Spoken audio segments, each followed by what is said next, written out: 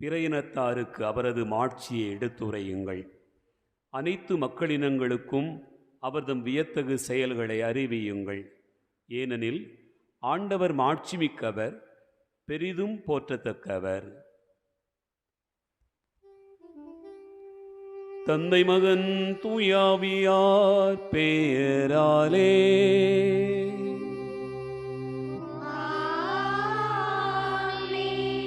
நம் ஆண்டவராகிய இயேசு கிறிஸ்துவின் அருளும் கடவுளின் அன்பும் தூய ஆவியாரின் நட்புறவும் உங்கள் அனைவரோடும் இருப்பதாக.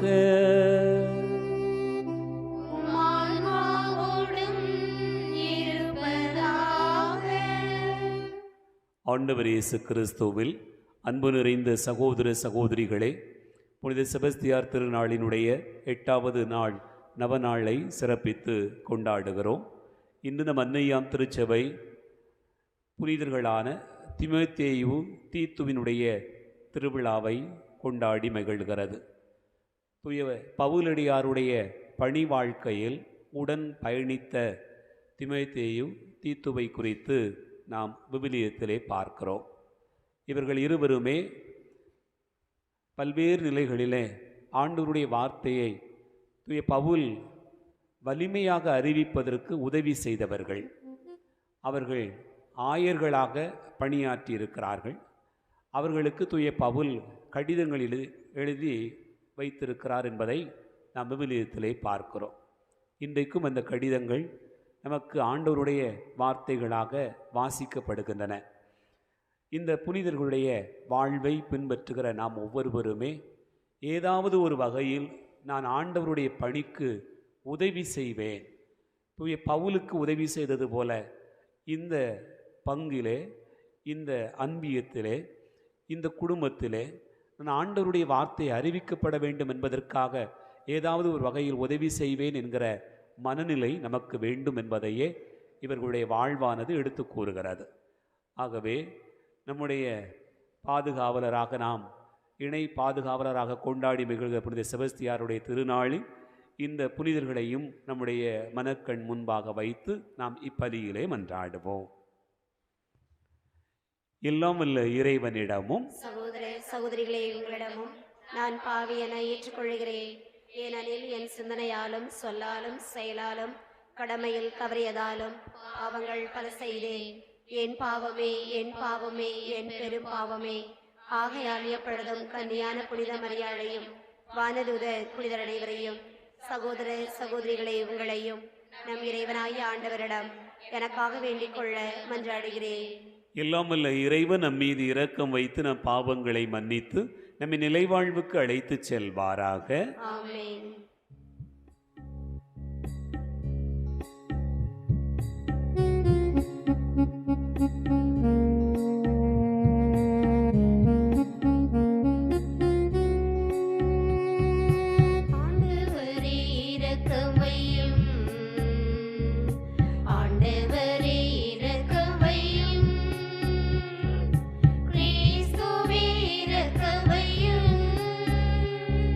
கிறிஸ்துவே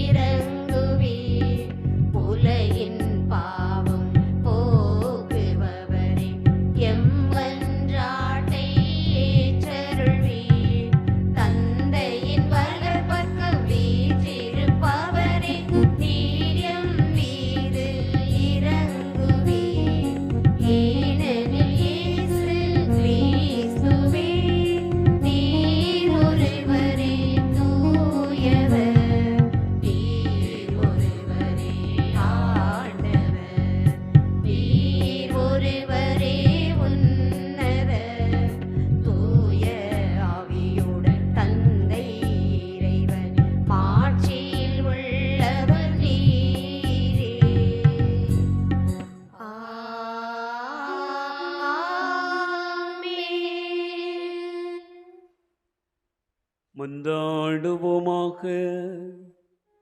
என்றென்றும் உள்ளே எல்லாம் வல்ல இறைவா, தம்முடைய இறப்பு வரை நீதிக்காக போராட புனித செபஸ்தியாருக்கு அருள் தந்தீரே.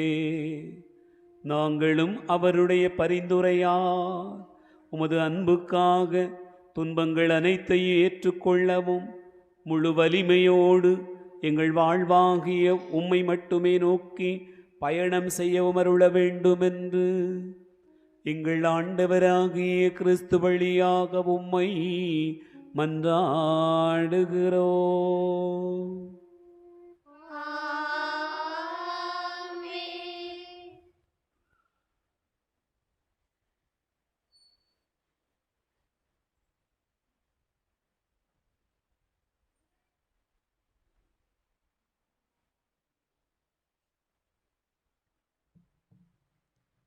முதல் வாசகம். வெளிவேடமற்ற உன் நம்பிக்கையை நினைத்து பார்க்கிறேன்.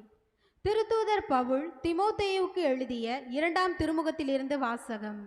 அதிகாரம் 1, இறை வார்த்தைகள் 1-8 முடிய. என் அன்பார்ந்த பிள்ளை தீமோத்தேயுவுக்கு கடவுளின் திருவுளத்தால் கிறிஸ்து இயேசு அருளும் வாழ்வு பற்றிய வாக்குறுதிக்கு ஏற்ப அவருடைய திருத்தூதனான பவுல் எழுதுவது. தந்தையாம் கடவுளிடமிருந்தும் நம் ஆண்டவராம் கிறிஸ்து இயேசுவிடமிருந்தும் அருளும் இரக்கமும் அமைதியும் உரித்தாகுக. என் முன்னோரை போன்று தூய்மையான மனச்சான்றுடன் கடவுளுக்கு பணியாற்றும் நான் அவருக்கு நன்றி கூறுகிறேன். இரவும் பகலும் இடைவிடாமல் என் மன்றாட்டுக்களில் உன்னை நினைவு கூறுகின்றேன். உன் கண்ணீரை நினைவிற்கு கொண்டு உன்னை காண ஏங்குகின்றேன். கண்டால் என் மகிழ்ச்சி நிறைவடையும். வெளிவேடமற்ற உன் நம்பிக்கையை நினைத்து பார்க்கிறேன். இத்தகைய நம்பிக்கை முதலில் உன் பாட்டி லோயி மற்றும் உன் தாய் யூனிக்கி ஆகியோரிடம் விளங்கியது. இப்போது உன்னிடமும் உள்ளதென உறுதியாக நம்புகிறேன். உன் மீது என் கைகளை வைத்து திருப்பணியில் அமர்த்திய போது உனக்குள் எழுந்த கடவுளின் அருள் கொடையினை தூண்டி எழுப்புமாறு நினைவுறுத்துகிறேன்.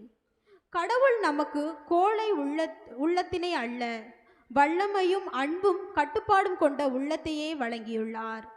எனவே நம் ஆண்டவருக்கு நீ சான்று பகர்வதை குறித்தோ அவர் பொருட்டு நான் கைதியாக இருப்பதை குறித்தோ வெட்கமடைய தேவையில்லை. கடவுளின் வல்லமைக்கேற்ப நற்செய்தியின் பொருட்டு துன்பத்தில் என்னுடன் பங்குகொள். இது ஆண்டவர் வழங்கும் அருள்வாக்கு.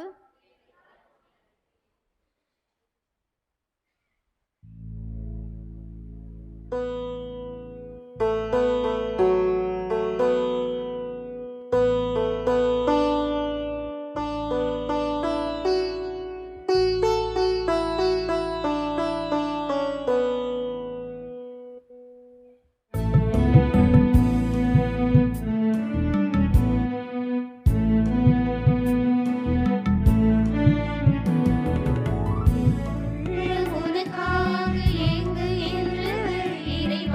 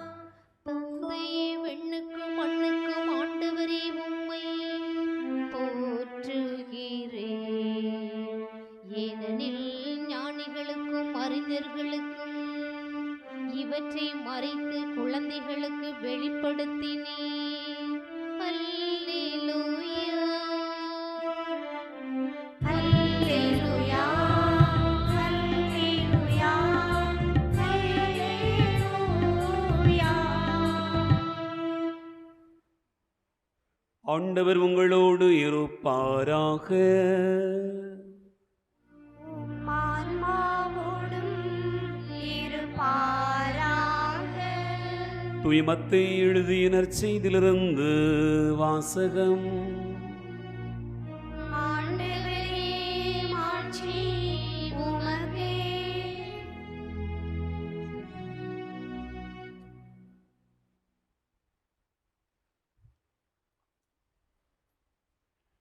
மத்தேயு நற்செய்தி அதிகாரம் 6 இறைவார்த்தைகள் 25 முதல் 34 முடிய. மத்தேயு நற்செய்தி 6வது அதிகாரம் இறைவார்த்தைகள் 25 முதல் 34 முடிய. அக்காலத்தில் இயேசு கூறியதாவது: ஆகவே நான் உங்களுக்கு சொல்கிறேன், உயிர் வாழ எதை உண்பது, எதை குடிப்பது என்றோ, உடலுக்கு எதை உடுத்துவது என்றோ நீங்கள் கவலை கொள்ளாதீர்கள். உணவை விட உயிரும் உடையை விட உடலும் உயர்ந்தவை அல்லவா?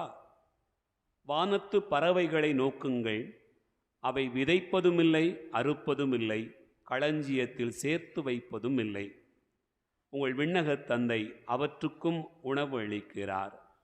அவற்றை விட நீங்கள் மேலானவர்கள் அல்லவா? கவலைப்படுவதால் உங்களில் எவர் தமது உயரத்தோடு ஒரு முழம் கூட்ட முடியும்? உடைக்காக நீங்கள் ஏன் கவலைப்படுகிறீர்கள்? காட்டு மலர்ச்செடிகள் எப்படி வளருகின்றன என கவனியுங்கள். அவை உழைப்பதுமில்லை, நூற்பதுமில்லை. ஆனால் சாலமோன் கூட தம் மேன்மையில் எல்லாம் அவற்றில் ஒன்றைப் போலவும் அணிந்திருந்ததில்லை என நான் உங்களுக்கு சொல்கிறேன். நம்பிக்கை குன்றியவர்களே, இன்றைக்கு இருந்து நாளைக்கு அடுப்பில் எறியப்படும் காட்டுப்புல்லுக்கு கடவுள் இவ்வாறு அணி செய்கிறார் என்றால் உங்களுக்கு இன்னும் அதிகமாய் செய்ய மாட்டாரா? ஆகவே எதை உண்போம், எதை குடிப்போம், எதை அணிவோம் என கவலை கொள்ளாதீர்கள். ஏனெனில் பிற இனத்தவரே இவற்றையெல்லாம் நாடுவர். உங்களுக்கு இவை யாவும் தேவை என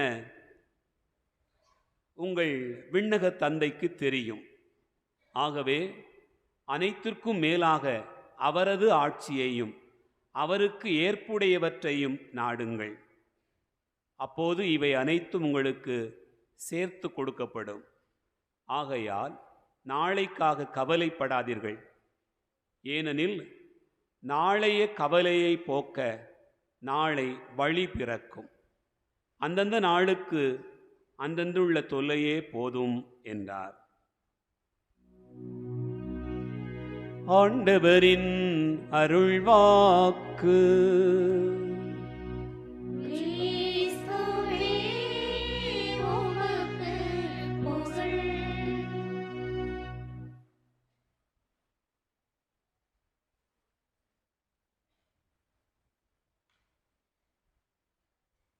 ஆண்டவர் இயேசு கிறிஸ்துவில் அன்பு நிறைந்த சகோதரர்களே, சகோதரிகளே, புனித செபஸ்தியாருடைய வல்லமையையும் ஆசீர்வாதங்களையும் தேடி வந்திருக்கக்கூடிய அன்பு நிறைந்த பிள்ளைகளே, உங்கள் அனைவருக்கும் இயேசுவின் இனிய நாமத்தில் அன்பு கலந்த வணக்கத்தையும் வாழ்த்துக்களையும் தெரிவித்துக் கொள்ளுகிறேன்.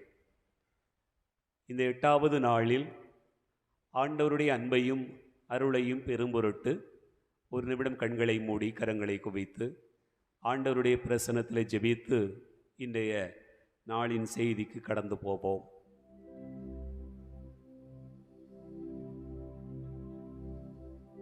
எங்கள் அன்பின் பரலோக பிதாவே, உம்மை ஆராதிக்கிறோம், உம்மை போற்றுகிறோம், உம்மை புகழ்கிறோம். ஆண்டவரே, எங்கள் மீது நீர் வைத்திருக்கக்கூடிய அன்பு எத்தனையோ வியப்புக்குரியது. வாழும் நாளெல்லாம் நீர் எங்களை ஆசீர்வதிக்கிறீர். ஒவ்வொரு பொழுதும் எங்களை வழிநடத்துகிறீர். எங்களுக்கு என்ன தேவை என்று நீர் அறிந்திருக்கிறீர். நாங்கள் வேண்டுவதற்கும் கேட்பதற்கும் மேலாகவே எங்களுக்கு அருளுகிறீர். ஆண்டவரே, நம்பிக்கை கொண்டு உமது பாதத்தில் அமர்ந்திருக்கிறோம். உமது வார்த்தையால் எங்களுக்கு வாழ்வளிக்கும்படியாய் ஜெபிக்கிறோம். ஆண்டவரே, உலகில் வாழ்வதற்கு எத்தனை கொடுக்கப்பட்டிருந்தாலும் உமது வார்த்தையால் அன்றி வாழ்வில்லை என்பதை இந்த நாளிலே அறியச் செய்தருளும். உமோடு கூட பயணப்படுகிற வாழ்வை எங்களுக்கு தாரும். பல நேரங்களிலே உம்மை விட்டு பிரிந்தோம், உம்மை மறந்தோம், விருப்பம் போல் வாழ்ந்தோம். ஆனாலும் கூட ஆண்டவரே, உமது அன்பை நினைத்து பார்க்கையில் நாங்கள் கண்ணீரோடு நிற்கிறோம். எத்துணை அன்பிருந்தால், எத்துணை வியப்பாய் எங்களை நீர் பாதுகாத்தால் எங்களை இவ்வளவாய் ஆசிர்வதிப்பீர் என்று நினைத்து பார்க்கிற போது கண்ணீரை தவிர வேறொன்று இல்லை என்று நினைத்து பார்க்கிறோம். ஆண்டவரே, இந்த வேளையிலே ஆசிர்வதியும். உம்மை தேடி வந்திருக்கிற பிள்ளைகளை ஆசிர்வதியும். எல்லாருடைய மனங்களும் உம் வார்த்தையின் பொருட்டு திரும்பும்படியாய் மாற்றுவீராக. ஆண்டவர் இரட்சகருமான இயேசுவின் பெயரால் உம்மை மன்றாடுகிறோம். இயேசு வாழ்க, மரியே வாழ்க, இயேசுக்கே புகழ், இயேசுக்கே நன்றி. அல்லேலூயா, பிரைஸ் தி லார்ட், ஆமென். ஆண்டவர் இயேசு கிறிஸ்துவிலே அன்பார்ந்தவர்களே, இன்றைக்கு நாம் ஒரு புதிய நற்செய்தி பகுதியை எடுத்திருக்கிறோம். வழக்கமாக வாசிக்கிற பகுதி அல்ல, இந்த நாளுக்குரிய வாசக பகுதி அல்ல, வேறு பகுதி. இதில் நாம் ஒரே ஒரு வசனத்தை நாம் எடுத்துக்கொள்ளலாம். இந்த பகுதியை பார்க்கிற போது ஒவ்வொரு வசனமுமே மிக ஆழமானது தான். ஆனாலும் கூட மத்தேயு 6வது அதிகாரம் 33வது வசனத்தை நாம் நம்முடைய சிந்தனைக்காக எடுத்துக்கொள்வோம். வாசிங்க பார்ப்போம். ஆகவே அனைத்திற்கும் மேலாக அவரது ஆட்சியையும் அவருக்கு ஏற்புடையவற்றையும் நாடுங்கள், அப்போது இவை அனைத்தும் உங்களுக்கு சேர்த்து கொடுக்கப்படும் என்று ஆண்டவர் சொல்லுகிறார். நம்ம வழக்கமாக சொல்றது தான், முந்த ஆண்டவரை தேடுங்கள். அப்ப ஆண்டவரை நாம் முதன்மையான இடத்தில் வைத்தோம் என்று சொன்னால் எல்லாமே நமக்கு கொடுக்கப்படும் என்கிற ஒரு செய்தியை மிக ஆழமாக நாம் நினைத்து பார்க்க அழைக்கப்படுகிறோம். அன்பார்ந்தவர்களே, ஒரு ஊரில் திருவிழா நடந்துக்கிட்டு இருந்துச்சு. அந்த ஊர் பெரிய ஊர். திருவிழாவுக்கு ஏராளமான கடைகள் போட்டிருந்தாங்க. கடைகள்லாம் நம்ம ஊரில் பார்க்குற சின்ன சின்ன கடைகள்லாம் கிடையாது, மிக பிரமாண்டமான கடைகள், மிக பிரமாண்டமான விளையாட்டு இடங்கள், இப்படி நிறைய இடங்கள் அங்கே ஆக்கிரமிப்பு செய்யப்பட்டிருந்தது. அவ்வளவு சிறப்பாக கடைகள் இருந்தது. அந்த கடைக்கு போனால் என்ன வேணாலும் வாங்கலாம். மனுஷனை தவிர எல்லா பொருளும் வாங்க முடிய ஒரு பெரிய கடையாக இருந்தது. அந்த ஊரில் ஒரு பெரிய பணக்கார அம்மா இருந்தாங்க. அந்த அம்மாவுக்கு ஒரு ஆசை, கடையை அப்படியே சுற்றி பார்த்துட்டு வருவோம்னு சுற்றி பார்க்க போனாங்க. அந்த கடைக்கு அப்படி போய் சுற்றி பார்க்கும்போது ஒரு பெரிய கூண்டு, அந்த கூண்டுக்குள்ளே ஒரே ஒரு கிளி. அந்த அம்மா அந்த கிளியை பார்த்த உடனே கடைக்காரனை பார்த்து கேட்டார், இது வித்தியாசமான கிளியாக இருக்க, இது எப்படி அப்படின்னு கேட்டாங்க. அந்த கடைக்காரன் சொன்னான், ஏம்மா இது பயங்கரமான கிளி, நீங்கள் நினைக்கிற மாதிரி கிடையாது அப்படின்னு சொன்னான். அந்த அம்மாவுக்கு ஆச்சரியமாக தான் இருந்தது. ஏன்னு சொன்னால் கிளி கழுத்தில் ஒரு வளையம் இருக்கும், இந்த கிளிக்கு 3 வளையம் இருந்துச்சு.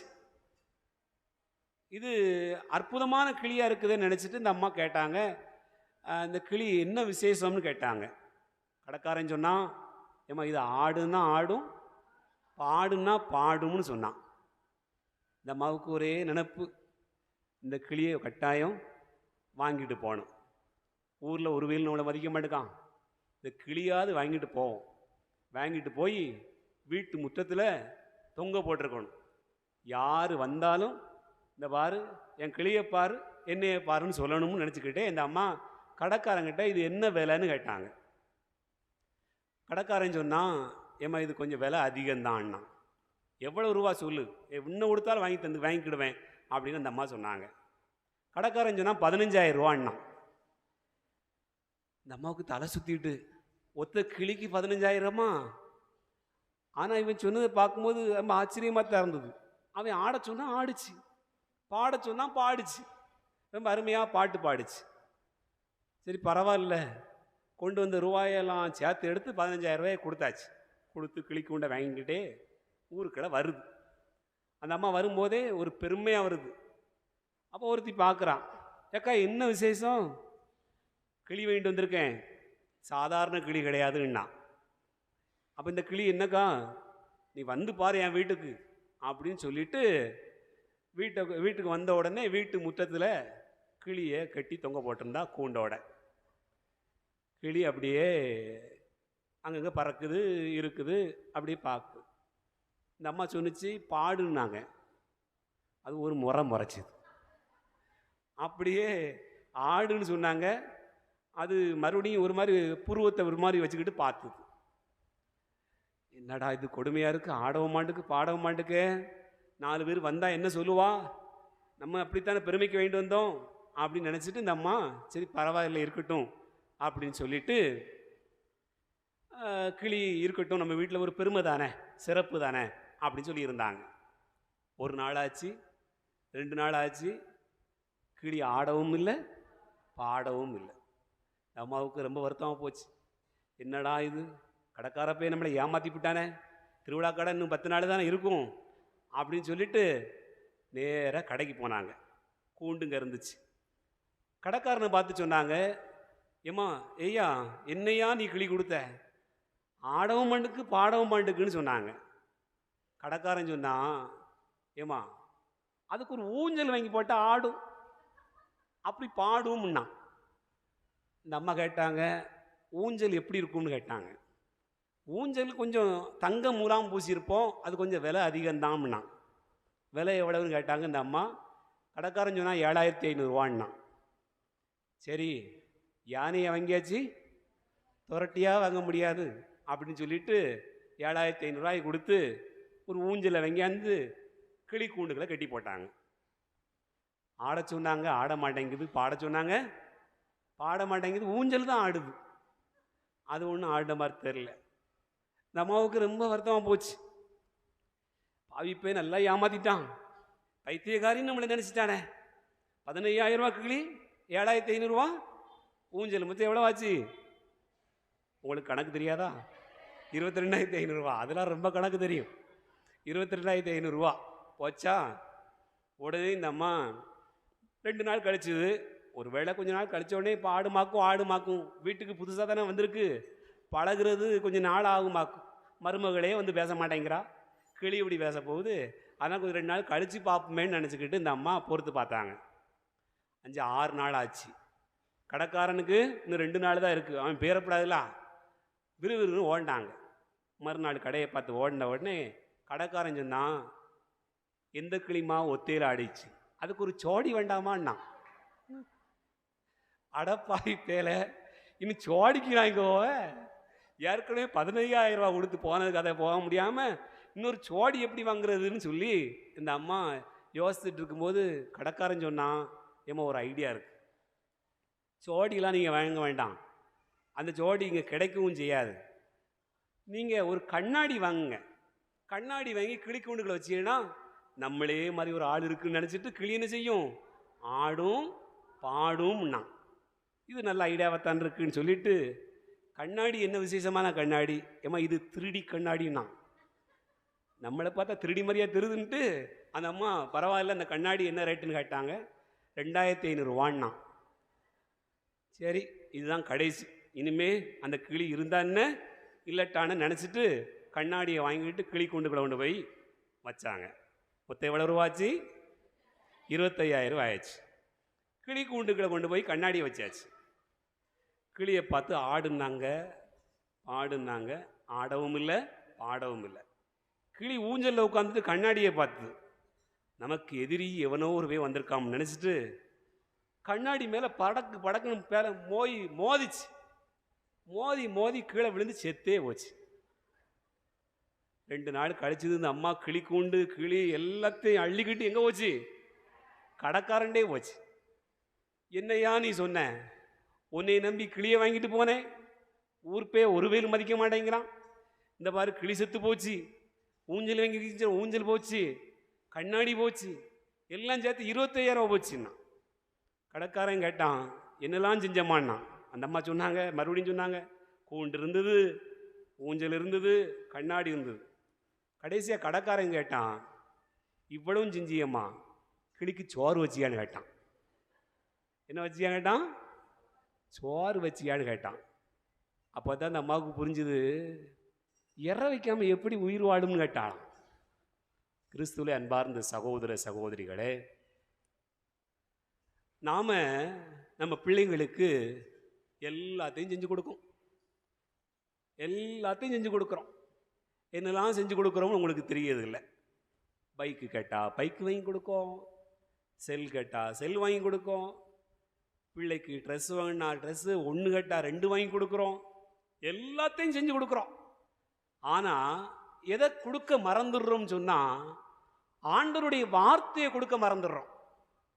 வாழ்வளிக்கக்கூடிய உணவாகிய ஆண்டவருடைய வார்த்தையை கொடுக்க மறந்துடுறோம். இங்கே உலகத்தில் பெரிய சிக்கலே அதுதான்.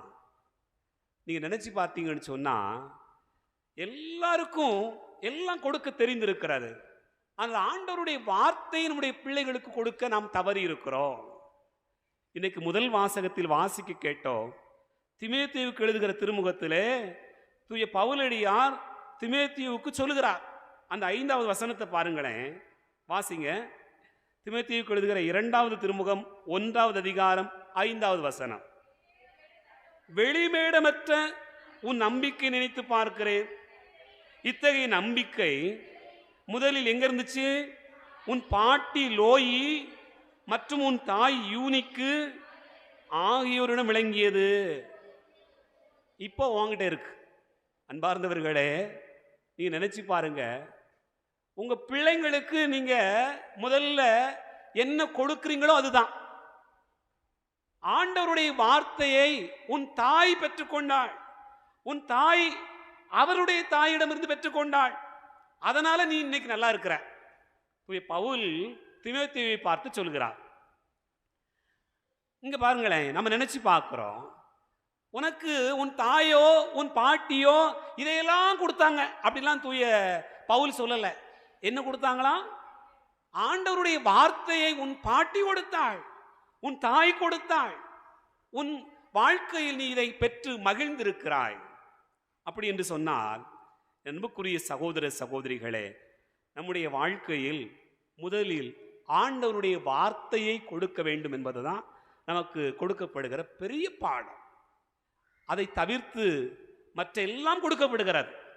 இன்றைக்கு நாம் வாழக்கூடிய நவீன உலகம் பாருங்களேன், நவீன உலகம். செல்போன் பார்க்காமலேயே செத்துப்போன பாட்டி தாத்தாக்களை நினச்சி பார்க்கணும். சரிதானா? நம்முடைய பெற்றோர், நமக்கு முன்னாடி இருக்கிறவங்க, அவங்கெல்லாம் என்ன செல்போன்னா என்னன்னு தெரியாது. அவங்களுக்கு தெரிஞ்சதெல்லாம் ஃபோன் கால் மட்டும்தான் தெரியும். அதை கூட தெரியாமலே செத்து போனவங்க நிறைய பேர் இருக்கிறாங்க. அப்படி பார்க்கிற போது அவர்களுடைய வாழ்க்கையிலிருந்து நாம் எவ்வளவோ உயர்ந்திருக்கிறோம். அதனால் நவீன உலகத்தில் கடவுள் அவரை முதன்மைப்படுத்தணும் அப்படின்னு சொன்னா, ஏன் கடவுளை முதன்மைப்படுத்தணும்? ஏன் கடவுளை முதன்மைப்படுத்தணும்? அவங்க கேட்குறாங்க, நான் உழைக்கிறேன், நான் சம்பாதிக்கிறேன், எதுக்கு கடவுள் வந்தார்? இங்கே எங்கே கடவுள் வந்தார்? அன்பார்ந்தவர்களே, நான் படித்தேன், நான் வேலை வாங்கினேன், எங்கே கடவுள் வந்தார்? அதே போல என்னுடைய சொத்து, என்னுடைய உழைப்பு, இங்கே எங்கே கடவுள் வந்தார்? நான் உருவாக்கிய என்னுடைய பிள்ளைகள், அவ்வளவுதான். கடவுள் எங்கே வந்தார்? இதே போல நிறைய கேள்விகள் வந்து கொண்டே இருக்கிறது. கோயிலுக்கு போறவங்க எல்லாருமே யோக்கியர்களா, நல்ல மனுஷனா? இப்படி கடவுளை தேடுகிறவர்கள் எல்லாரும் நல்லா இருக்கிறாங்களா? தீமை செய்கிறவர்கள், நாத்திகர்கள், ஆண்டவரை நம்பாதவர்கள் நன்றாக இருக்கிறார்களே? இப்படி நிறைய கேள்விகள் எழுந்து கொண்டே இருக்கிறது. ஆனால் தூய பவுல் நமக்கு சொல்லக்கூடிய பாடம், நீ என்ன விசுவாசத்தை பெற்றுக்கொண்டாயோ அந்த விசுவாசம் என்பது உன் தாயிடமிருந்து வந்தது, உன் பாட்டியிடமிருந்து வந்தது. இன்றைக்கு நீ எதை பெற்றிருக்கிறாயோ அது உயர்ந்து நிற்கிறாய் என்று சொன்னார். இதுவெல்லாம் உனக்கு பரம்பரையாக கொடுக்கப்பட்டது. என் அன்பு பிள்ளைகளே, நாம ஆண்டவருடைய வார்த்தையை முதன்மையானதாக கொடுக்க வேண்டும் என்பதை இறைவாக்கு நமக்கு சொல்கிறது. பாருங்களேன், கொஞ்ச நாளைக்கு முன்னாடி ஒரு வீடு மந்திரிக்க கூப்பிட்டுருந்தாங்க. அப்போ ஒரு 5 நிமிஷம் லேட் ஆகிடுது நான் போகிறதுக்கு. அங்கே வீட்டில் போய் பார்த்தோம்னு சொன்னால் வானம் தோன்றதுக்கு எல்லாம் ரெடி பண்ணி வச்சுருக்குறாங்க. பழம் இருக்குது, தேங்காய் இருக்குது, பத்தி இருக்குது, மஞ்சள் இருக்குது, முளைக்கம்பு இருக்குது, இன்னும் என்னெல்லாமோ இருக்குது, மெழுகுவர்த்தி இருக்குது, பத்தி இருக்குது, எல்லாம் பற்ற வச்சுருக்குறாங்க. அப்போ நான் போய் நிற்கிறேன். எல்லாம் முடிஞ்சு போச்சு சாமின்னாங்க. என்ன முடிஞ்சு போச்சு? இல்லை, ஆசாரி வந்தார், எல்லாத்தையும் பத்திரிச்சு முடிச்சிட்டோம்னாங்க. ரொம்ப சந்தோஷம், ஒன்றும் பிரச்சனை இல்லை. இப்போ நான் மந்திரிக்கணுமா வேண்டாமான்னு கேட்டேன். ஒன்றும் பிரச்சனை இல்லை, வந்துட்டீங்களா மந்திரிச்சிட்டு போங்கன்னாங்க. என்ன சொன்னாங்க? வந்துட்டீங்களா மந்திரிச்சிட்டு போங்கன்னு சொன்னாங்க. ரைட்டு, வந்துட்டோம், மந்திரிச்சிட்டு வந்தாச்சு. அப்புறம் வீடு கட்டி வழக்கமாக நமக்கு வீடு கட்டும் போதே நிறைய ஆசீர்வாதங்கள் படிப்படியாக இருக்குது. மழை பிடிக்கும் போது செய்யணும், வீடு நில விடும்போது செய்யணும், அதுக்கப்புறம் வீடு கட்டி முடித்த பிறகு மந்திரிக்கணும். இப்படி 2-3 ஸ்டேஜஸ் இருக்குது. இவங்க முதல் ஸ்டேஜுக்கே சாமியாரை அறகுறையாக தான் கூப்பிட்டாங்க. அடுத்த ஸ்டேஜுக்கு, 2வது ஸ்டேஜுக்கு, 3வது ஸ்டேஜுக்கு போய், அப்புறம் அந்த 3வது ஸ்டேஜுக்கு போய் மந்திரிக்க போய் நிற்கிறேன். மந்திரிக்க போகும்போது அந்த கொத்தனாரையும் சேர்த்து கூப்பிட்டு வந்துட்டாங்க. என்னையா கொத்தனார்? சாமி, இப்போ உங்களுக்கு எவ்வளோ ரூபா கொடுக்கணும்னு கேட்டார். நீர் கொடுக்க கூட ஒன்றும் பிரச்சனை இல்லை, அதெல்லாம் ஒன்றும் பிரச்சனை இல்லை, நீங்கள் வியாபாரம்லாம் பேச வேண்டியதில்லை, காசு ரொம்ப கொடுக்கணும் அவசியம் இல்லை, நீங்கள் கொடுத்தா வாங்கிக்கிடுவோம், இல்லைனாலும் பிரச்சனை இல்லைன்னு. அப்படியா, ஒரு 100 ரூபா போதாதான் அண்ணார். ஐயோ, நான் தான் சொல்லிட்டோம்ல, நீ ஒன்றுமே சொல்ல வேண்டாமியா, நீ எவ்வளோ வேணாலும் கொடுத்தாலும் பரவாயில்ல அப்படின்னு சொன்னேன். அப்போ நான் நினச்சிக்கிட்டேன், வீடு எவ்வளோ ரூபாய்க்கு கட்டினீங்கன்னு கேட்டேன். 75 லட்ச ரூபாய்க்கு கட்டணும்னாங்க. வீடு எவ்வளோ ரூபாய்க்கு கட்டினாங்க? 75 லட்ச ரூபாய்க்கு கட்டினீங்க. கடவுளுடைய பணியாளருக்கு ஒரு 100 ரூபா கொடுக்குறதுக்கு ஒரு பேரம் பேசினாங்க. ஆகிட்டு முடிஞ்சுது. எல்லாம் முடிஞ்ச பிறகு கொஞ்ச நாள் நல்லா வீடெல்லாம் கட்டி சம்ஜம்னு இருந்தாங்க. திடீர்னு ஒரு நாள் அந்த வீட்டில் ஜோம் பண்ண கூப்பிட்ருக்காங்க. நான் போயிருக்கேன். என்னம்மா, என்ன பெரிய வீடாக இருக்குது, நல்லா பிரம்மாண்டமாக இருக்குது, நல்லா இருக்கீங்களா, மகிழ்ச்சியாக இருக்கலாம்? நிம்மதியே இல்லை சாமின்னாங்க. நிம்மதியே இல்லையா, என்ன பிரச்சனை அப்படின்னு கேட்டால், என்னன்னு தெரியல, ஏதோ ஒரு கோளாறு இருக்குன்னு பார்க்க வீட்டிலன்னாங்க. கண்பார்ந்த சகோதர சகோதரிகளே, இது பயமுறுத்துறதுக்கோ அல்லது வித்தியாசமாக சொல்லணுங்கிறதுக்காகவோ நடக்காததையோ சொல்லலை, நடந்ததை உண்மையிலேயே நான் என்னுடைய வாழ்க்கையில் பார்த்ததை சொல்கிறேன். நாம் ஆண்டவரை தேடலை அப்படின்னு சொன்னால் வேறு எதையோ தேடிக்கிட்டு இருக்கோம், அதுதான் அர்த்தம். ஆண்டவருக்கு முன்னிடம் கொடுக்காத பிள்ளைகளுடைய வீட்டில், குடும்பத்தில் நிறைய சிக்கல்கள் வந்து கொண்டே இருப்பதை நாம் வாழ்க்கையினுடைய அனுபவங்களிலே பார்க்க முடிகிறது. மார்க் நற்செய்தி 12வது அதிகாரம் 28-34, 28 34 முடிய வாசித்து பாருங்க. அந்த பகுதியிலே மிக அழகான ஒரு செய்தி நமக்கு சொல்லப்பட்டிருக்கிறது. அங்கே ஒரு மறைநூல் அறிஞர் ஆண்டவரை அணுகி, ஆண்டவரே, முதன்மையான கட்டளை எது என்று கேட்கிறார். முதன்மையான கட்டளை எது? ஆண்டவர் சொல்கிறார், நீ வீடு கட்டிக்கோ, கார் வாங்கிக்கோ, பிள்ளைகளை படிக்க வை, அதை வச்சுக்கோ, இதை வச்சுக்கோலாம் சொல்லலை. பாருங்க, பைபிள் அப்படி சொல்லலை. முதன்மையான கட்டளை எது? என் அன்புக்குரியவர்களே, வீடு வாங்கினேன், நிலம் வாங்கினேன், படிக்க வச்சேன், இடம் வாங்கினேன், பிள்ளைகளுக்கு வேலை வாங்கினேன், அதெல்லாம் ஆண்டவர் சொல்லலை. முதன்மையான கட்டளை என்ன? இஸ்ரவேலே கேள், நம்ம ஆண்டவராகிய கடவுள் ஒருவரே ஆண்டவர். உன் முழு இதயத்தோடும், முழு உள்ளத்தோடும், முழு மனத்தோடும், முழு ஆற்றலோடும் உன் ஆண்டவராகிய கடவுளிடம் என்ன செய்யணுமா? அன்பு கூறுவாயாக. இயேசு வாழ்க, இயேசு வாழ்க. ஆண்டவரை நீ தேடணுங்கிறது ஆண்டவர் சொல்லக்கூடிய முதல் செய்தி. முதல்ல ஆண்டவரை தேடணும். ஏன்? ஒரு நாள் இதை நான் சொல்லியிருக்கிறேன், உங்களுக்கு நினைவு இருக்கிறதா தெரியல, ஒருவேளை கல்யாண பூசையில் சொன்னதா ஞாபகம் இருக்கிறார். ஏன் கடவுளை முதல்ல மனுஷன் தேடணும்? கடவுள் முதலில் ஆதாமை படைத்து ஆதாமுடைய நாசிகளை உயிர் மூச்சு ஊதின உடனே அவன் முதல்ல யாரை பார்த்தான்? ஏவாளை பார்த்தான். அப்படித்தானா? யாரை பார்த்தான்? ஆண்டவரை தான் பார்த்தான். அப்போ முதல்ல அவனுக்கு தெரிஞ்சதெல்லாம் யாரு? கடவுள். முதல்ல அவன் பார்த்தது யாரு? அவன் பேசியது யாரு? அவன் நடந்தது யாரு கூட? எல்லாமே ஆண்டவர் கூட தான். ஏவாள் அப்புறம் வந்தவா இல்லையா? சிக்கலே நிறைய பேருக்கு அப்படித்தான் இருக்கு. அப்ப இப்ப ஏவாளை படைக்கிறா.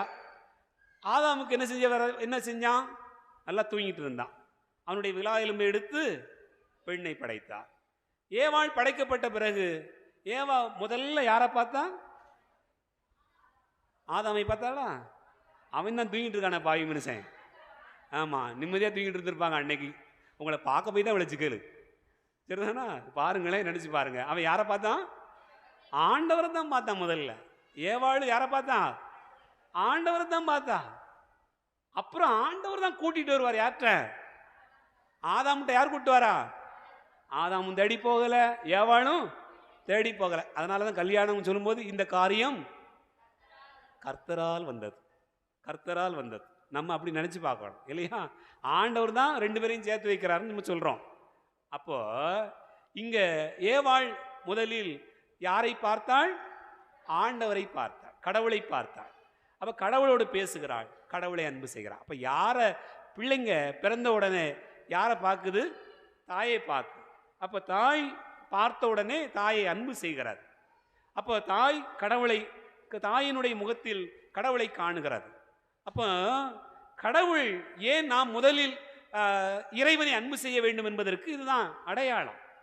ஆதாம் படைக்கப்பட்ட உடனே ஆண்டவரை பார்த்தார், ஏவாள் படைக்கப்பட்ட உடனே ஆண்டவரைத்தான் பார்த்தார்.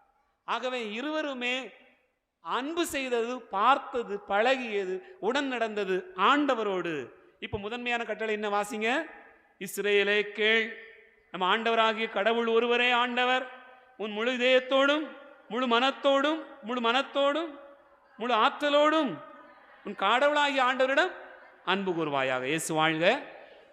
அன்பார்ந்தவர்களே, அதனால தான் ரூத்து புத்தகம் 1ஆம் அதிகாரம் 1 முதல் 18 முடிய நான் வாசித்து பார்த்தோம் என்று சொன்னார். அதில் 16வது வசனத்தை வாசிங்க. ரூத்து எங்க இருக்குன்னு கண்டுபிடிக்க முடியாதுக்குன்னு. எங்க இருக்காங்க ரூத்து? நீதி தலைவருக்கு முன்னாடியே அப்புறமா? நீதி தலைவருக்கு அப்புறம் வாசிங்க. 16வது வசனம். அதற்கு ரூத்து என்ன? 16வது வசனம். அதை கேட்டு அவர்கள் 1:16 என்ன கதறி அழுது, உம்மோடு வராமல் உம்மை விட்டு பிரிந்து போகும்படி என்னை நீர் வற்புறுத்த வேண்டாம். நீர் செல்லும் இடத்திற்கே நானும் வருவேன். உமது இல்லமே எனது இல்லம், உம்முடைய இனமே எனது இனம், உம்முடைய தெய்வமே எனது தெய்வம். பாருங்களேன். அப்ப அவ என்ன சொல்றா? உன்னுடைய கடவுள் தான் ஏன் கடவுள். அப்ப முதல்ல அவர் தொடங்குறதையே ஆண்டவரிலிருந்து தான் தொடங்குகிறார். அன்புக்குரிய சகோதர சகோதரிகளே, ஆகவே இறையாட்சியை, ஆண்டவருக்குரியதை முதலில் தேட வேண்டும் என்பது இறைவாக்கு நமக்கு கற்றுத்தரக்கூடிய மிக முதன்மையான பாடம். நம்ம என்ன நினைக்கிறோம்? நம்ம பிள்ளைங்களுக்கு எல்லாம் செஞ்சு கொடுத்துட்டா போதும்னு நினைக்கிறோம்.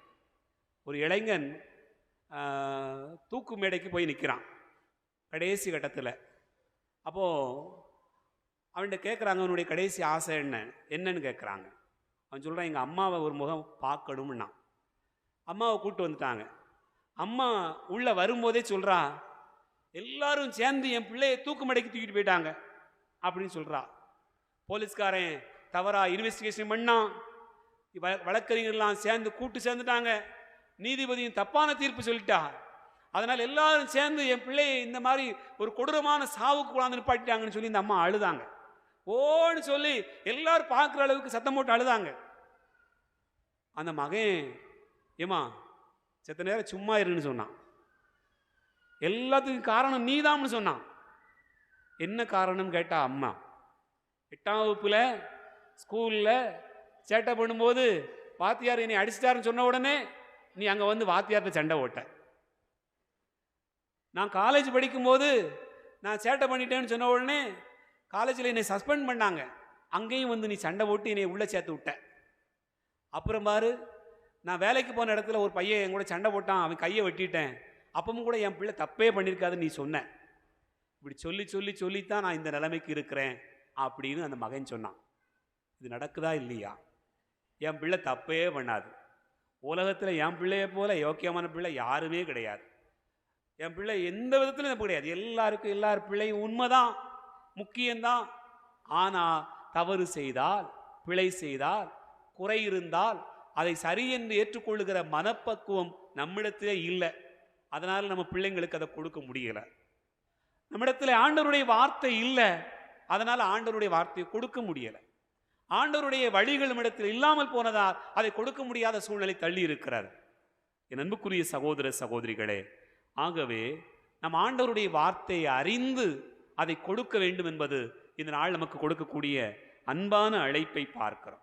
அதனால தான் இன்றைக்கு வாசிக்க கேட்டோம். மத்தேயு நற்செய்தி 6வது அதிகாரம் 33வது வசனத்திலே ஆண்டவர் நமக்கு சொல்கிறார், எல்லாத்துக்கும் மேலாக அவரது ஆட்சியும் அவருக்கு ஏற்புடையவற்றின் தேடுங்கள், எல்லாம் உங்களுக்கு சேர்த்து கொடுக்கப்படும்.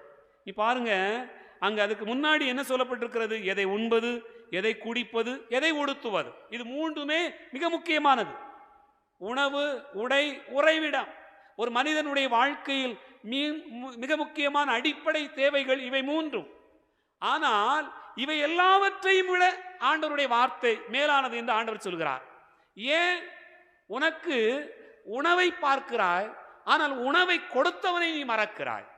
நீ உடையை பார்க்கிறாய், ஆனால் உடையை உனக்கு உடுத்த செய்வதற்கு வழிகாட்டிய ஆண்டவரை மறக்கிறாய். அதே போல நீ உன்னுடைய உறைவிடத்தை பார்க்கிறாய், ஆனால் உன்னுடைய உறைவிடத்தை எல்லாவற்றையும் தருகிற கடவுளை மறக்கிறாய். அதனாலதான் என்ன தெரியுது? உணவு பெருசா தெரியுது, உடை பெருசா தெரியுது, உறைவிடம் பெருசா தெரியுது. இதையெல்லாம் தரக்கூடிய ஆண்டவர் பெரிதாக இருந்தது என்று சொன்னால் நமக்கு எல்லாமே சேர்த்து கொடுக்கப்படும் என்பது ஆண்டவருடைய வாக்கு சொல்கிற பாடம். என் அன்புக்குரிய சகோதர சகோதரிகளே, ஆகவே நாம் என்ன செய்யணும்? முந்த நம்முடைய வாழ்க்கையில் ஆண்டவரை தேட வேண்டும். முதன்மையானது எதுவென்று சொன்னால் ஆண்டவர் என்று நாம் சொல்ல வேண்டும். ஆண்டவரை தேடுகிற போது நம் விருப்பத்தை அவர் நிறைவேற்றுவார், நம்முடைய வாழ்க்கைக்கான வழியை அவர் தருவார் என்பது ஆண்டவருடைய வார்த்தைகள் நமக்கு சொல்கிற பாடம். நினைச்சு பார்க்கிறோம். இப்படி முதன்மைப்படுத்துகிற போது நமக்கு நடக்கக்கூடியது என்ன? 3 காரியங்கள் நடக்கும். ஒன்று, மகிழ்ச்சியாக வாழ கடவுளை நீங்கள் முதன்மைப்படுத்துங்கள். அன்பார்ந்தவர்களே, 2 குறிப்பேடு புத்தகம் 2வது புத்தகம், அதில் மிக அழகான ஒரு செய்தி நமக்கு சொல்லப்பட்டிருக்கிறது. 2 குறிப்பேடு 26வது அதிகாரம் உசியா என்கிற ஒரு மன்னனை குறித்து சொல்லப்பட்டிருக்கிறது. அவன் தன்னுடைய 14வது வயதில் அரசனாகிவிட்டான். 52 ஆண்டுகள் அவன் அரசனாக பணி செய்தான். அப்படி பணியாற்றுகிற அவனுக்கு இந்த ஞானம் எங்கே இருந்து வந்தது என்று விவிலியம் நமக்கு சொல்கிறது. 2 குறிப்பேடு 26வது அதிகாரம் 5வது வசனத்தை வாசியுங்கள். இறையச்சத்தில் தன்னை பயிற்றுவித்த செக்கரியாவின் வாழ்நாள் முழுவதும் உசியா கடவுளையே நாடினான். அவன் ஆண்டவரை தேடிய காலமெல்லாம் கடவுள் அவனுக்கு வெற்றி அளித்தார். இயேசு வாழ்க, மரியே வாழ்க. என் அன்பு பிள்ளைகளே, ஆண்டவரை தேடிய காலமெல்லாம் ஆண்டவர் அவனுக்கு வெற்றி அளித்தார். அப்போ நம்ம நினைச்சு பார்க்கிறோம், தோபித்து தன்னுடைய மகனுக்கு ஒரு அறிவுரை சொல்லுவார்.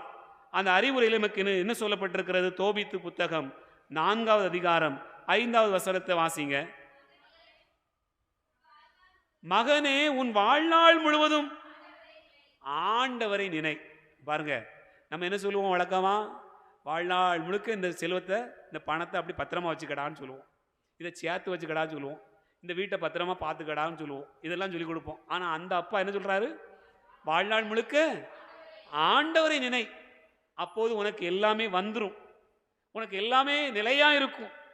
நீ மற்றவைகளை முன்னிலைப்படுத்துகிற போது அவை இல்லாமல் போகும்.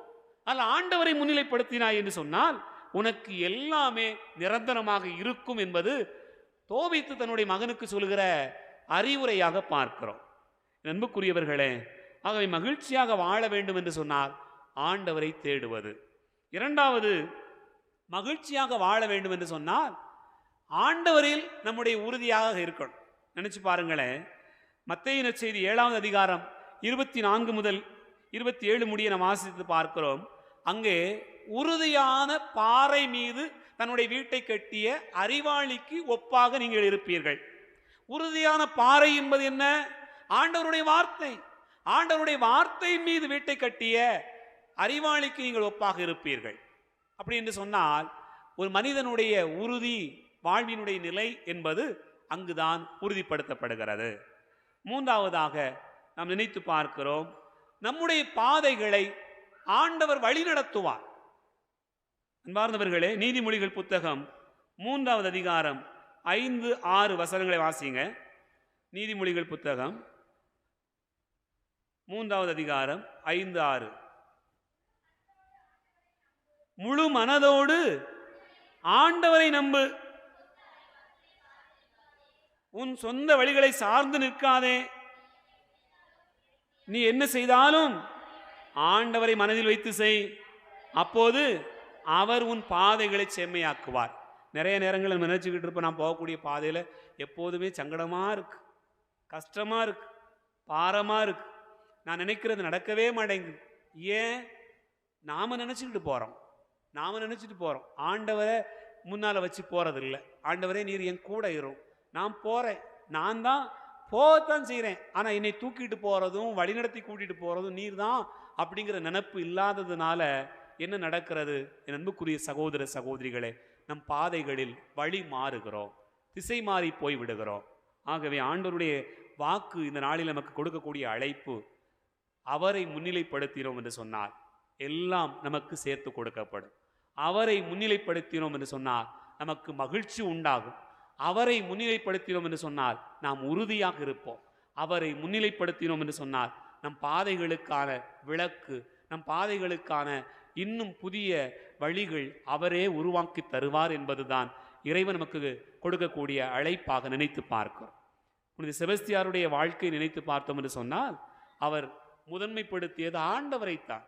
தன் தளபதி பதவியையோ, தன்னுடைய அதிகாரத்தையோ, தன்னுடைய செல்வத்தையோ, தனக்கு இருக்கக்கூடிய தனக்கு கீழ் இருக்கக்கூடிய மற்ற மனிதர்களையோ முன்னிலைப்படுத்தவில்லை. ஆண்டவரை மட்டுமே முன்னிலைப்படுத்தி அவர் போனார். அப்படி ஒரு வாழ்க்கையை தேர்ந்து கொள்ள வேண்டும். நம் பிள்ளைகளுக்கு அதை ஊட்டி வளர்க்க வேண்டும். அதையே இறைவாக்குகள் நமக்கு கற்றுத்தருகிறது. சிந்திப்போம். ஆமென்.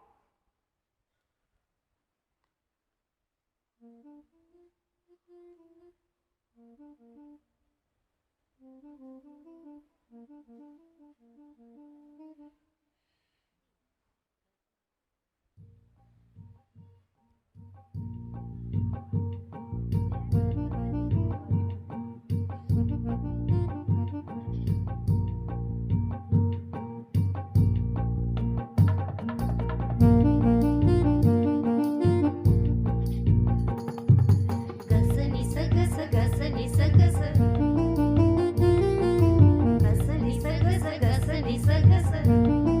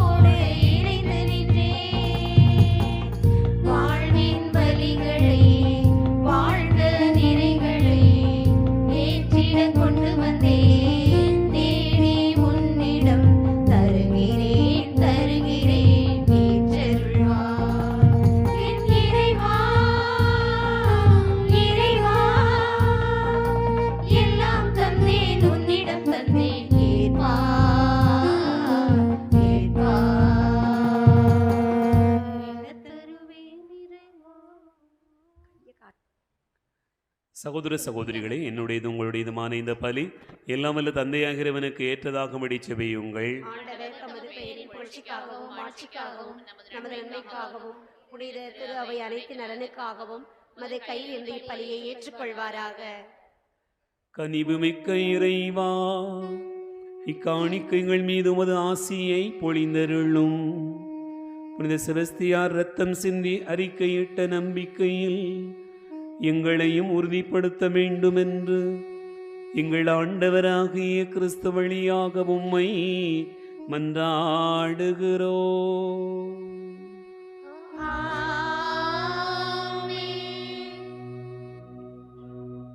ஆண்டவர் உங்களோடு இருப்பாராக.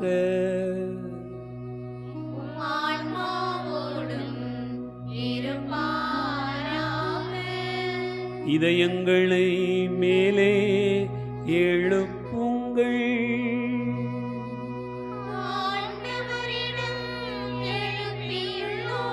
நம் இறைவனாகிய ஆண்டவருக்கு நன்றி கூறுவோம்.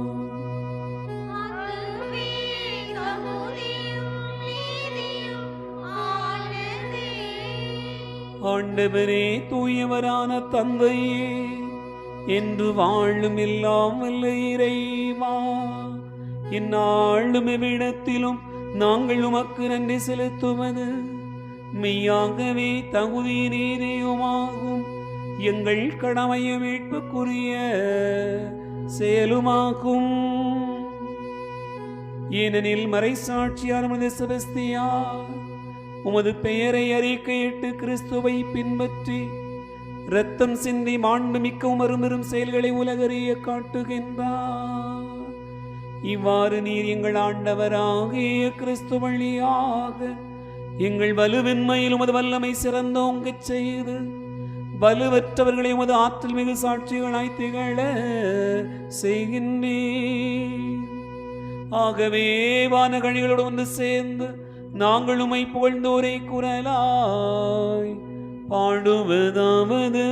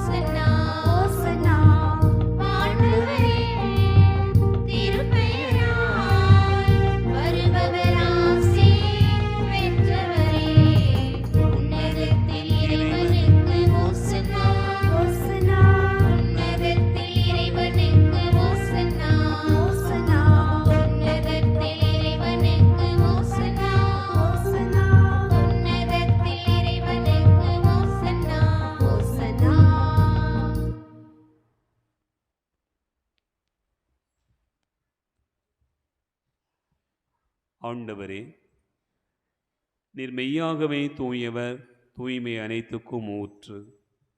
ஆகவே உம்முடைய ஆவியை பொழிந்து இக்காணிக்கைகளை தூய்மைப்படுத்த உம்மை வேண்டுகிறோம். இவ்வாறு எங்கள் ஆண்டவர் இயேசு கிறிஸ்துவின் உடலாகவும் இரத்தமாகவும் எங்களுக்கு இவை மாறுவனவாக. அவர் பாடுபட உளங்கனிந்து தம்மை கையளித்த போது அப்பத்தை எடுத்து நன்றி செலுத்தி அதை பிட்டு தம் சீடர்களுக்கு அளித்து அவர் கூறியதாவது: அனைவரும் இதிலிருந்து பெற்று உண்ணுங்கள், ஏனெனில் இது உங்களுக்காக கையளிக்கப்படும் என் உடல்.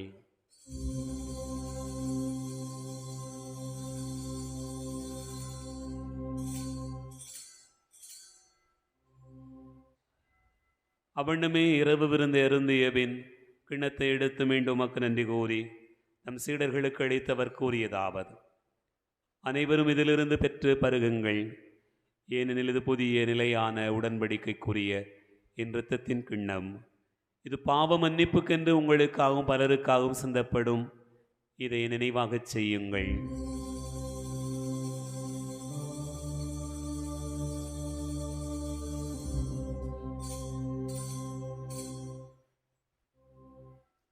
நம்பிக்கையின் மறை பொருள். ஆண்டவரே, நீர் வருமளவும் உமது இறப்பினை அறிக்கையிடுகின்றோம், உமது உயிர்ப்பினையும் எடுத்துரைக்கின்றோம். ஆகவே ஆண்டவரே, நாங்கள் கிறிஸ்துவின் இறப்பினையும் உயிர்ப்பினை நினைவு கூர்ந்து வாழ்வு தரும் அப்பத்தையும் மீட்பளிக்கும் கிண்ணத்தையும் உமக்கு ஒப்புக் கொடுக்கிறோம். உம் திருமணன்று ஊழியம் முறையை தகுந்தவர்களென எங்களை ஏற்றுக்கொண்டீர். எனவே உமக்கு நன்றி செலுத்துகின்றோம். மேலும் கிறிஸ்துவின் உடலிலும் இரத்தத்திலும் பங்கு கொள்ளும் எங்களை தூய ஆவியார் ஒன்று சேர்க்க வேண்டுமென உம்மை தாழ்மையுடன் மன்றாடுகிறோம். ஆண்டவரே, உலகெங்கும் பரவி இருக்கும் அது திரு அவையை நினைவு கூர்ந்தருளும். எங்கள் திருத்தந்தை பிரான்சிஸ், எங்கள் ஆயரந்தோணி சாமி, எல்லா திருநிலையினராகிய அனைவரோடும் உமது திரு அவை அன்பில் நிறைவு பெறச் செய்திருளும். உயிர்த்தெழும் எதிர்நோக்கோடு துயில் கொள்கிற எங்கள் சகோதர சகோதரிகளையும் இறந்தோர் அனைவரையும் இரக்கத்துடன் நினைவு கூர்ந்து உமது திருமுக ஒளியினுள் ஏற்றருளும். எங்கள் அனைவர் மீதும் இரக்கமாயிரும். கடவுளின் கன்னித்தாயான புனித மரியா, அவருடைய கணவரான புனித யோசேப்பு, புனித திருத்தூதர்கள், இவ்வுலகில் உமக்கு உகந்தவராய் இருந்தோர் ஆகிய புனிதர் அனைவருடனும் நாங்கள் நிலை வாழ்வில் பங்கு கொள்ளும் தகுதி பெற்று உம் திருமகன் இயேசு கிறிஸ்து வழியாக உம்மை புகழ்ந்தேத்து வரமருள உம்மை மன்றாடுகிறோம். இவர் வழியாக இவரோடு இவரில் எல்லாம் வல்ல இறைவனாகிய தந்தையே, தூயாவியாரின் ஒன்றிப்பில் எல்லா புகழும் ஆட்சியும் என்னென்றும் உமக்கு உரியதே.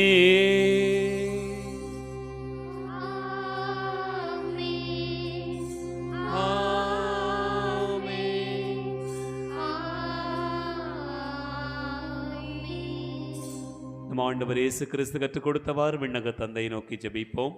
விண்ணுலகில் இருக்கிற எங்கள் தந்தையே, உமது பெயர் தூயதென போற்ற பெறுக. உமது ஆட்சி வருக. உமது திருவிழம் விண்ணுலகில் நிறைவேறுவது போல மண்ணுலகிலும் நிறைவேறுக. எங்கள் அன்றாட உணவை இன்று எங்களுக்கு தாரும். எங்களுக்கு எதிராக குற்றம் செய்வோரை நாங்கள் மன்னிப்பது போல எங்கள் குற்றங்களை மன்னியும். எங்களை சோதனைக்கு உட்படுத்தாதேயும், தீமையிலிருந்து எங்களை விடுவித்தருளும். ஆண்டவரே, தீமை அனைத்திலிருந்தும் எங்களை விடுவித்து எங்கள் வாழ்நாளில் அமைதியை கனிவுடன் அருள உம்மை மன்றாடுகிறோம். முதிரக்கத்தின் உதவியால் எங்கள் பாவத்திலிருந்து எப்போதும் விடுதலை பெற்று யாதொரு கலக்கவுமின் நலமாயிருப்போமாக. நாங்கள் எதிர்நோக்கி இருக்கும் பேரின்பத்துக்காகவும் மீட்பராகிய இயேசு கிறிஸ்துவின் வருகைக்காகவும் காத்திருக்கின்றோம். ஆண்டவரே இயேசு கிறிஸ்துவே, அமைதி உங்களுக்கு விட்டுச் செல்கிறேன், என் அமைதியையே உங்களுக்கு தருகிறேன் என்றும் திருத்தூதர்களுக்கு மொழிந்தீரே. எங்கள் பாவங்களை பாராமல் முத்திருமையின் நம்பிக்கையை கண்ணோக்கி முது திருவுளத்திற்கு ஏற்பதற்கு அமைதியும் ஒற்றுமையும் அளித்தருள்வீராக. என்னென்றும் வாழ்ந்து ஆட்சி செய்கின்றவர் நீரே. ஆண்டவருடைய அமைதி உங்களோடு இன்னும் இருப்பதாக.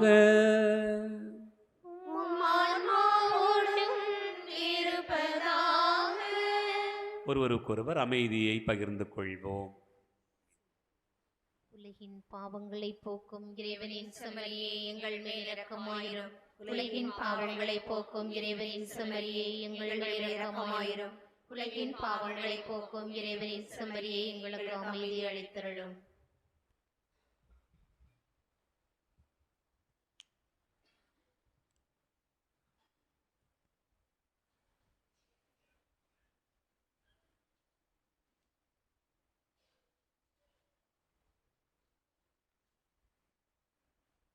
இதோ இறைவனின் செம்மறி, இதோ உலகின் பாவங்களை போக்குகிறவர். செம்மறியின் விருந்துக்கு அழைக்க பெற்றோர் பேறு பெற்றோர்.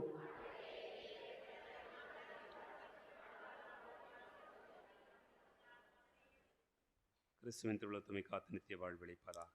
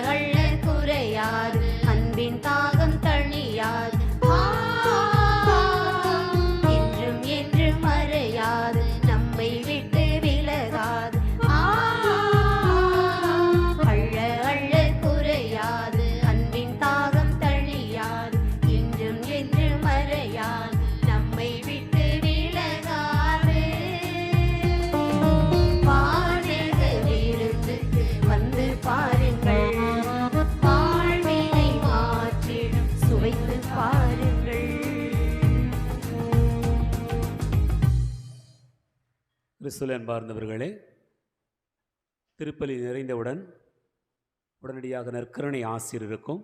இந்த நற்கருணை ஆசிரிலே நாம் சிறப்பாக ஆண்டவரை தொடுகிற அனுபவம் பெற இருக்கிறோம். வழக்கமாக நாம் இறைவார்த்தையின் வழியாக தொடுகிறோம். அவருடைய திருவுடலையும் திருரத்தத்தையும் உண்டு பெறுகிறோம்.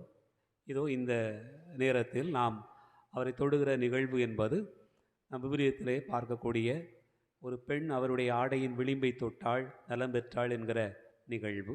அதை மனதில் வைத்தவர்களாக நாம் என்னவெல்லாம் வேண்டுகிறோமோ, எதையெல்லாம் நினைக்கிறோமோ, அதையெல்லாம் ஆண்டவரை தொடுகிற போது பெறுகிறோம் என்கிற நம்பிக்கையிலே இந்த நேரத்தில் நாம் கலந்து கொள்வோம்.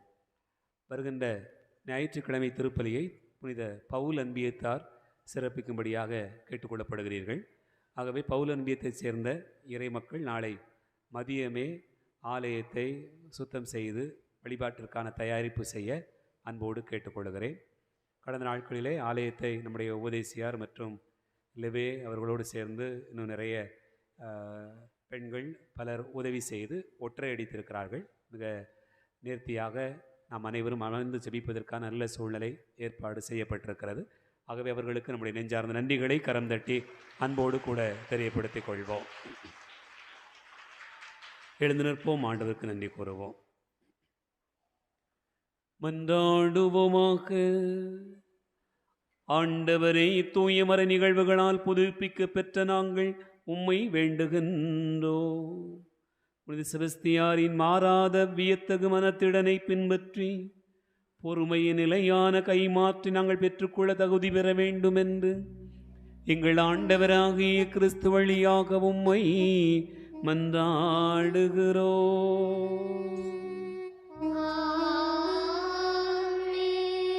ஆண்டவர் உங்களோடு இருப்பாராக.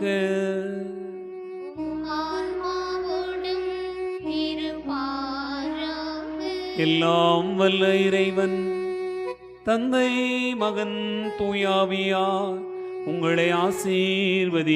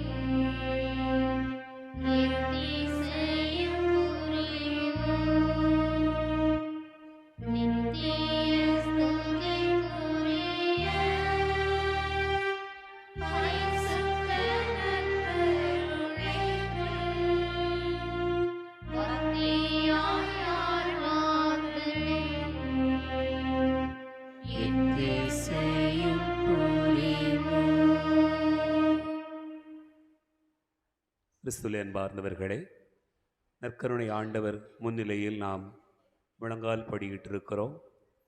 ஒரு நிமிடம் இந்த நற்கருணை ஆண்டவரை நாம் உற்று பார்ப்போம். அவருடைய பிரசன்னம் எவ்வளவு அழகாய் இருக்கிறது.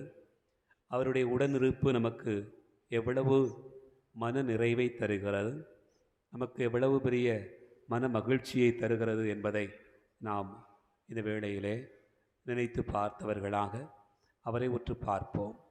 அவரிலே அன்பும் அருளும் ஆசீரும் பொங்கி வழிகிறது.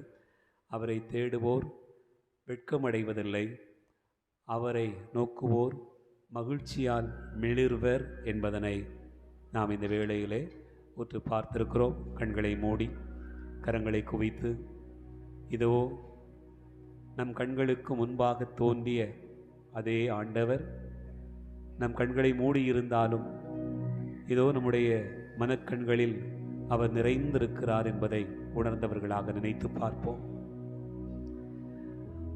ஆண்டவரை தேடுவோருக்கு ஒரு நன்மையும் குறைவுபடாது என்று நாம் பார்க்கிறோம். இதோ நாம் எங்காவது ஒரு இடத்திலே ஒன்றை தேடி போகிற போது நேரமாகிவிட்டது, ஆகவே காத்திருக்க வேண்டியதில்லை என்று சொல்லி நாம் திரும்பி வருவதில்லை. மருத்துவரை பார்க்க போகிறோம், கண்களை மூடிக்கொள்வோம், கரங்களை குவிப்போம்.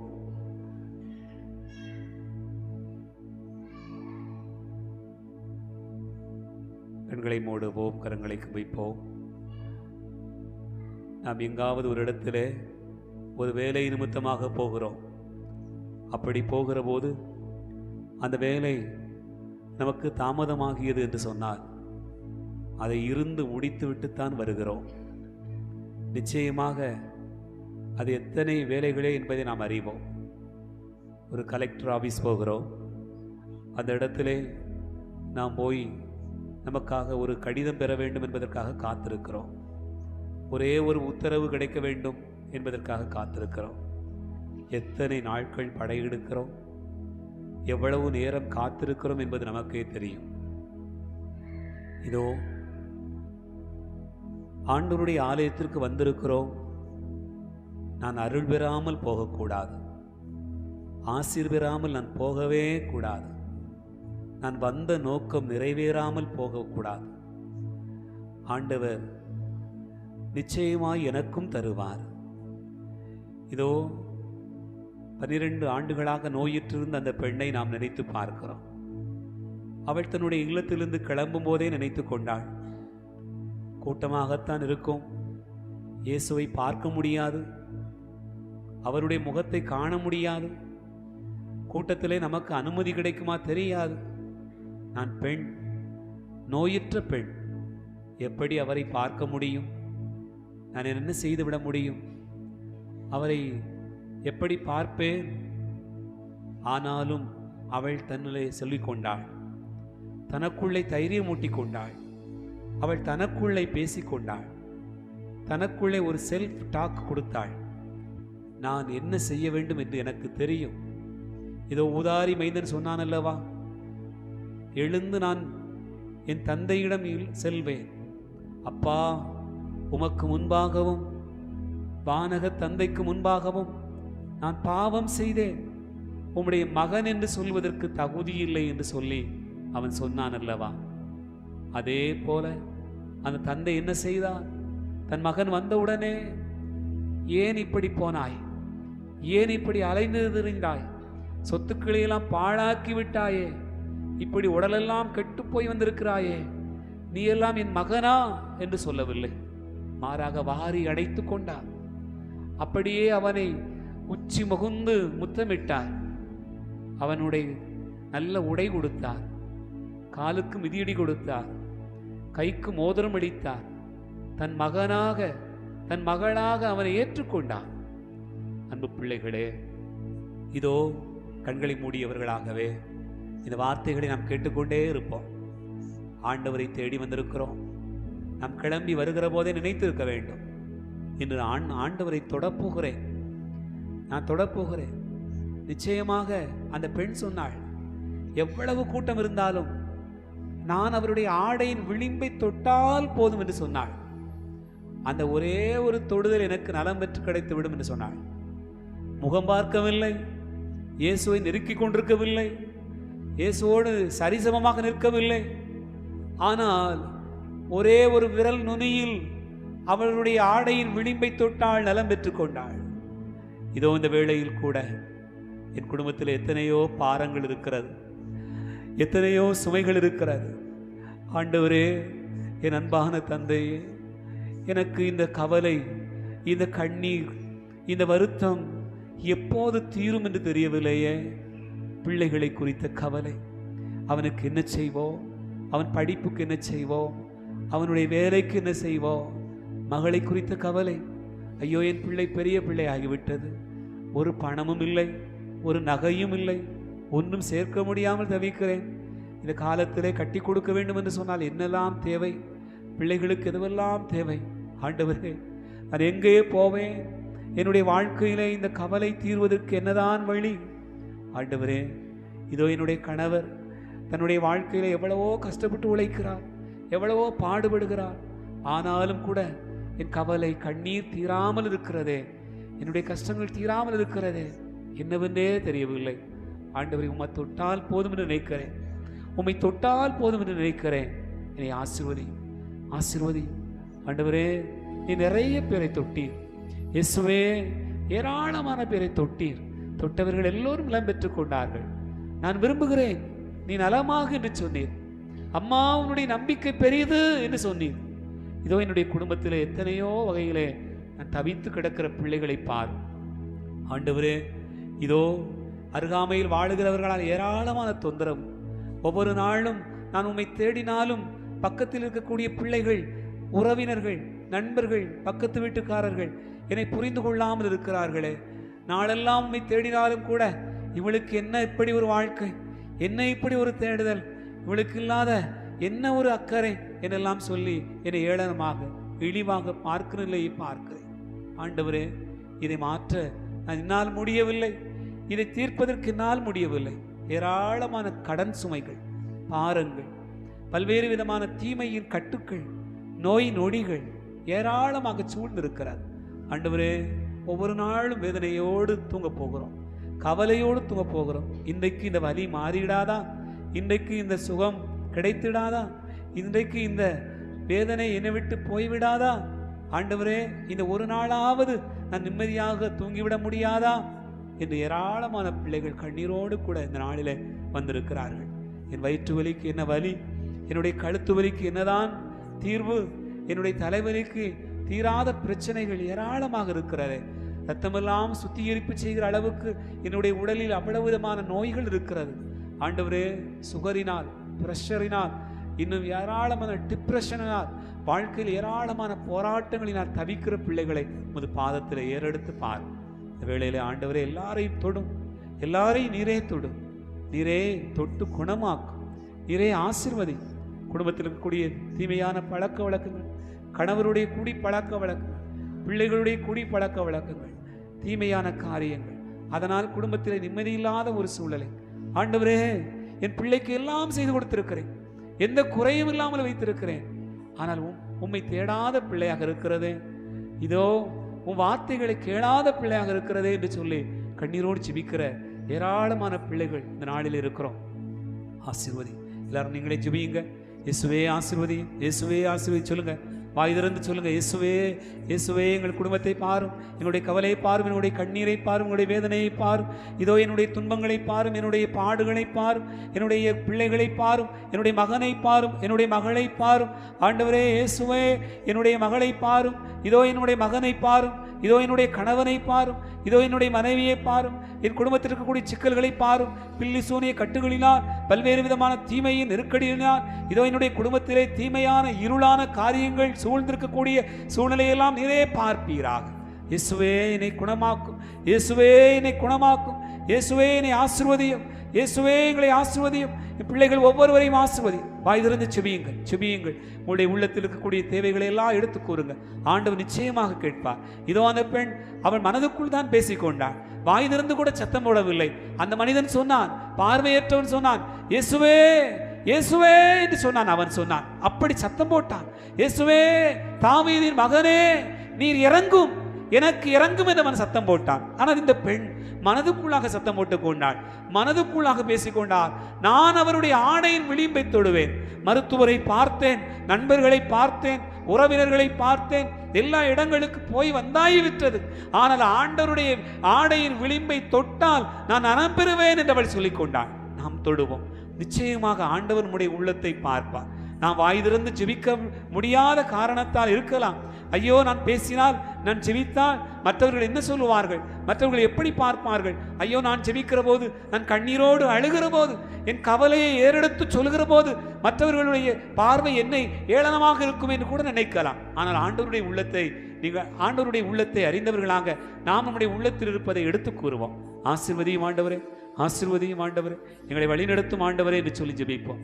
இதோ அந்த பெண் நலம் பெற்று கொண்டாள். என்னை தொட்டது யார் என்று இயேசு கேட்டார். இயேசுவே உமக்கு நன்றி, இயேசுவே உமக்கு நன்றி. இந்த வேளையில் ஆசீர்வதிப்பதற்காக உமக்கு நன்றி, கோடான கோடி நன்றி கூறுகிறோம் ஆண்டவரே. குடும்பத்தின் கவலைகளை மாற்றுவதற்காய் நன்றி, கண்ணீரை மாற்றுவதற்காய் நன்றி, நோய் நொடிகளை நீக்குவதற்காக நன்றி, பிரச்சனைகளை நீக்குவதற்காக நன்றி, பக்கத்து வீட்டில் இருக்கக்கூடிய சிக்கல்களை மாற்றுவதற்காக நன்றி, வழக்குகளினால் சிக்கல்களினால் போராடி கொண்டிருக்கக்கூடிய பிரச்சனைகள் தீரும் என்பதற்காக ஆண்டவரே இந்த வேளையில உமக்கு நன்றி கூறுகிறோம். ஆசீர்வதியும், ஆசீர்வதியும், ஆசீர்வதியும். இந்த வேளையில கண்களை மூடியவர்களாக இந்த பாடப்படுகிற பாடலோடு நாம் இணைந்து பாடுவோம். நான் பாட பாட இணைந்து பாடுவோம். தொடும் என் கண்களையே உம்மை நான் காண வேண்டுமே, இயேசுவே உம்மையே நான் காண வேண்டுமே. பாடுங்க. தொடும் என் கண்களையே உம்மை நான் காண வேண்டுமே, இயேசுவே உம்மையே நான் காண வேண்டுமே. தொடும் என் காதுகளை உம் குரல் கேட்க வேண்டுமே, இயேசுவை உம் குரலை கேட்க வேண்டுமே. சேர்ந்து பாடுவோம். தொடும் என் காதுகளை உம் குரல் கேட்க வேண்டுமே, இயேசுவே உம் குரலை கேட்க வேண்டுமே. தொடும் என் நாவினையே உம் புகழ் பாட வேண்டுமே, இயேசுவே உம் புகழை பாட வேண்டுமே. வாய் திறந்து பாடுவோம். தொடும் என் நாவினையே உம் புகழ் பாட வேண்டுமே, இயேசுவே உன் புகழை பாட வேண்டுமே. தொடும் என் கைகளையே உம் பணி செய்ய வேண்டுமே, இயேசுவே உம் பணி நான் செய்ய வேண்டுமே. சேர்ந்து பாடுவோம். தொடும் என் கைகளையே உம் பணி செய்ய வேண்டுமே, இயேசுவே உம் பணியை செய்ய வேண்டுமே. தொடும் என் மனதினையே மனப்புண்கள் ஆற்ற வேண்டுமே, இயேசுவே மனப்புண்கள் ஆற்ற வேண்டுமே. மனதில் பாரத்தோடு இருப்பவர்கள் பாடுங்கள். தொடும் என் மனதினையே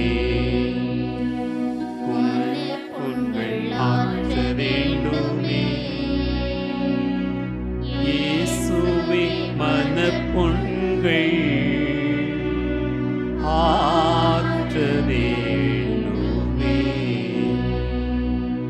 தொடும் என் உடலினையே நோய்கள் தீர வேண்டுமே. இயேசுவே உடல் நோய்கள் தீர வேண்டுமே. பாடுவோம்.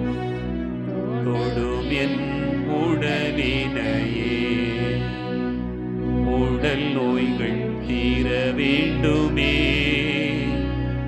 இயேசுவே உடல் நோய்கள் தீர வேண்டுமே. தொடும் என் ஆன்மாவையே என் பாவம் போக்க வேண்டுமே. இயேசுவே என் பாவம் போக்க வேண்டுமே. நம்ம ஆன்மாவை ஆண்டவர் ஒப்புக்கொண்டு பாடுவோம். தொடும் என் ஆன்மாவையே என் பாவம் போக்க வேண்டுமே. இயேசுவே என் பாவம் போக்க வேண்டுமே. தொடும் என் இதயத்தையே